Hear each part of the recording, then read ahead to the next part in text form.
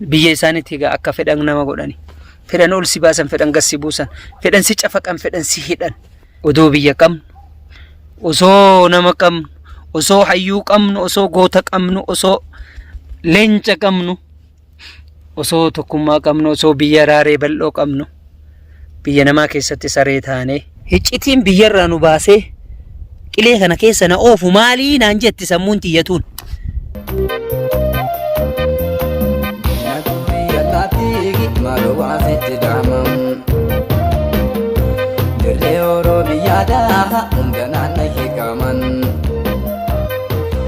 Amantiin addan baasii kiristaanaaf islaaman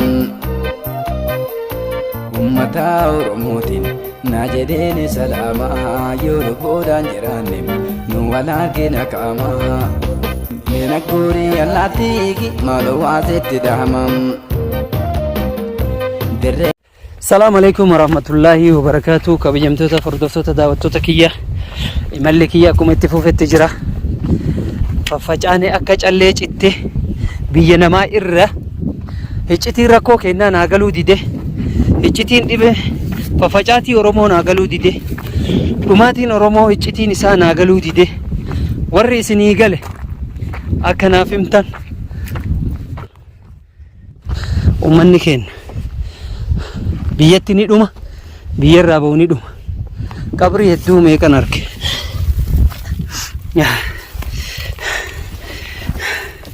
Egaa kabajamtoota fi hordoftoota daawwattoota kiyya, qabrii xiqqaan seenaa.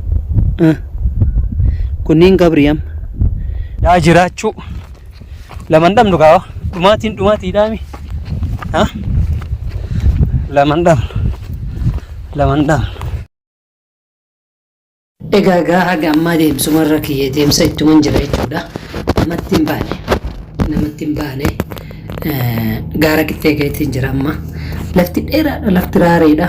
Hedduu baay'ee tokko. Dhagaa kolkolee bineensota maal kana jira. Inshaallah boruu iftaan namatti hima jireetiin hafii qaba. Egaa sodaata kan qabuun rabbi galanni haa ga'u. Alhamdulillah. Kanaaf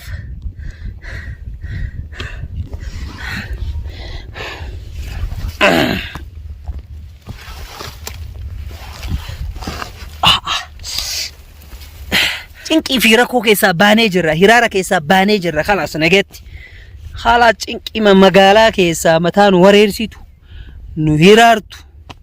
Kun asiin kaan adduube, kun asiin summii kaan nyaachise, kun asiin kaan dhabamsiise. Dadhabadheetiin jira. Khalaas dadhabadheetiin ufumarraa biraa deemuu filadhee filannoon kiyya jechuudha. Khalaas filannoon kiyya biraa deemuudha.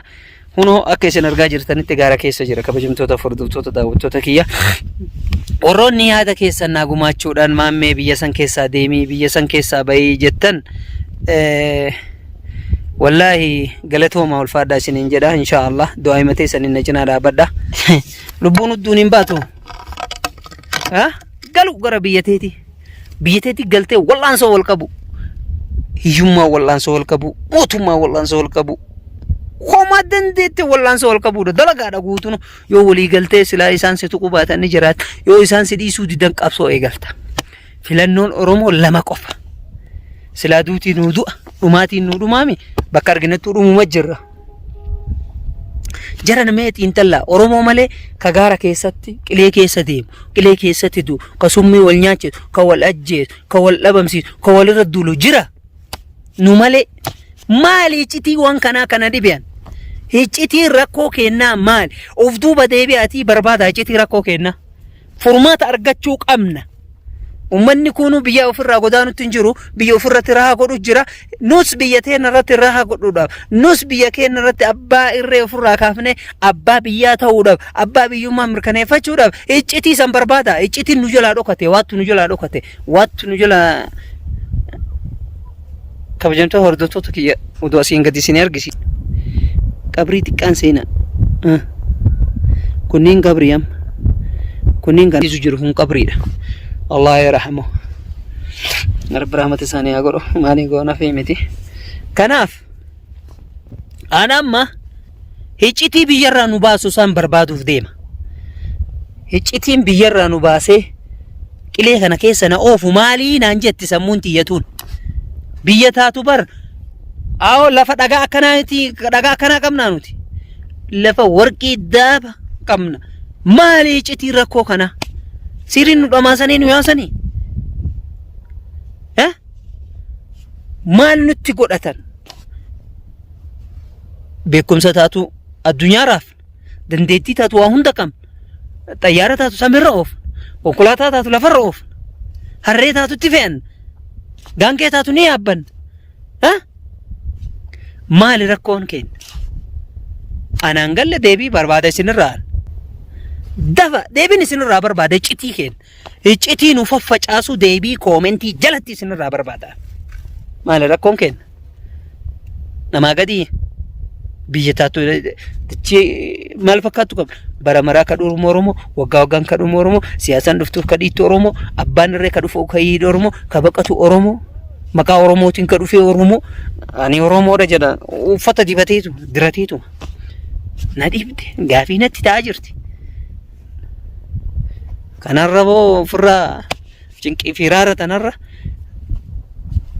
ofirraa seenuu si yooya gara tokkotti citu wayyaa bar takka gabromtee gabrummaa jala citte harka kennatutti hin jirtu takka bilisoomtee uf jiraachisutti hin jirtu mee maali rakkoon kee kanaaf maraafuu kabajamtoota hordoftoota daawwattoota kiyya galatoomaa ulfaadhaa isiniin jedha du'aa keessanii nan irraanfatinaa badii isinitti balleesse oo jiraate badii warri natti mufatte dhiifama naa godhi na offolchii ammaaf maalii fi daandii gubbarran jira waan na mudatu hin beeku waan natti dhufu hin beeku tole du'aa keessanii na cinaa dhaabbadhaa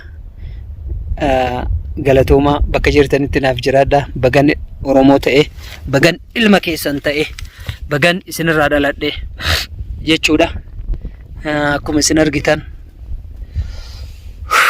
amma hara baafadheetiin jira asitti hafuura fudhadheetiin taa'e kanaaf na faana tura amma ka'eetiin ofirraa sochii kiyyatti eegala deemuu wayya yoom teenne nuti takkaan teenne erga loleen hin teenne lolalleen hin teenne tolalleen hin teenne jechuudha argitanii karaan kun namatti deemaa ture karaan kun karaa godaansaa jechuudha karaan namni keenya yeroo hedduu kun gara Omaan godaanu gara Suudii godaanu karama akkana kana jechuudha kun amma gara Omaan nama godaansisu yaa ummata kiyya biyyi teennas tama akka biyya namaati rakkoon nu jira rakkoo iccitii rakkoo kennaa san furuu irratti hafuulleeffannu bara mara godaanuun dhumuun hin barbaachisu isiniin jedha wallaahi kun asiin gaara kan argitanii asirraan naanna'eetiin gubbaa ol baa jechuudha du'aa keessanii na jira dhaabbadha amshir itti najjaatamaan beeki homaa yaadini ani maammeedha itti najja'uun kennan oolu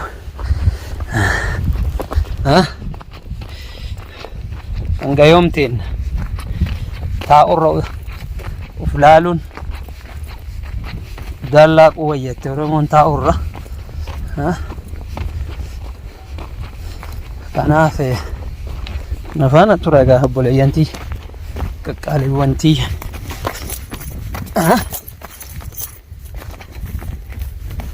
aduun dhiyaa deemti haran baafadha xiqqoo asitti asii hara baafadhee ofirraa deema na faana tura isiniin jedha wanni takka hin jiru du'aa keessan qofaan na cinaa dhaabbadhaa wanni biraan jiru takka rabbii tokkicha malee wanni waan godhallee hin jiru rabbii kiyya tokkicha malee wanni waan godhaan jiru jechuudha ammishii ittuma na ja'uudha waan deemteef aslan yoo khayrii dalayda khayrii masi mudata aga dandeenyu wal cinaa dhaabbannu du'aa walii haa goonu beekaa keenya jala haa deemnu walirratti duuluu dhiifneetuma wal cinaa haa dhaabannu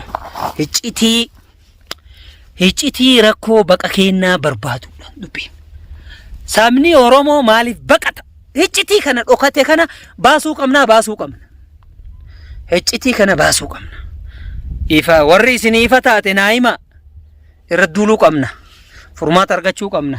Rakkoo jalaa bahuu qabna. Bilisoomsuu qabna. Itti najja'uudha qabna. Ani hiccitii rakkoo uummata kiyyaattu natti mul'ataa jira. Saree hanqanne. Amma dheengadda wallahi nama 25 akkanumatti raasarra magaalama keessa deemaniituma guuran. Biyya isaaniitti egaa akka fedhan nama godhani. Fedhan ol si baasan, fedhan gas si buusan, fedhan si cafaqan, fedhan si hidhan. Maal jechuudha? Odoo biyya qabnu, osoo nama qabnu, osoo hayyuu qabnu, osoo goota qabnu, osoo leenca qabnu, osoo tokkummaa qabnu, osoo biyya raaree bal'oo qabnu, biyya namaa keessatti saree taanee ani jiraachuu dadhabeetiin ofirraa bahee jechuudha magaalaa keessa hin dandeenye jiraachuu. Anna beeytan waan nin godha jedhaniin godha, waan nin hojjedha jedhaniin hojjedha. Nan dhabamsiisan nan nin dhabamsiisa. Khalaas ofirraa deemi mee magaalaa san keessaa eegaa isin jettanii jennaan hin ka'ee ofirraa deemi malee abbaan fedhe hulaatii jedhu akka hin geenne hin beekala. Ufin gatuwan argitanii shimala kana ufin gatuwan kanaan dhukkee irraa kaasa abbaa fedhe haa ta'u. Abbaa fedhe maan ta'an sodaan qabu. Rabbii kiyya tokkicha malee lubbuun hudduun hin baatu. Oluma baati malee guyyaa dhalatte gaafa duutuu rabbiin naa kala namni tokkollee waan godhuu hin danda'u, namni miliyoonni dhibbiyoonatti yaa'ina waan godhuu hin danda'u rabbii kiyya tokkicha malee gaafa guyyaan kiyya ga'e hancufti yoo nafeete dhima kutte. Garuu seenaa dalaydee yoo duute irra wayya. Du'a badda du'urra saba keetiif yoo duute wayya. Jiruu du'urra seenaa dalaydee yoo duute wayya. Kanaaf isin dheeradhee jira. Hiccitii rakkoo kennaa haa barbaannu isiniin jenna.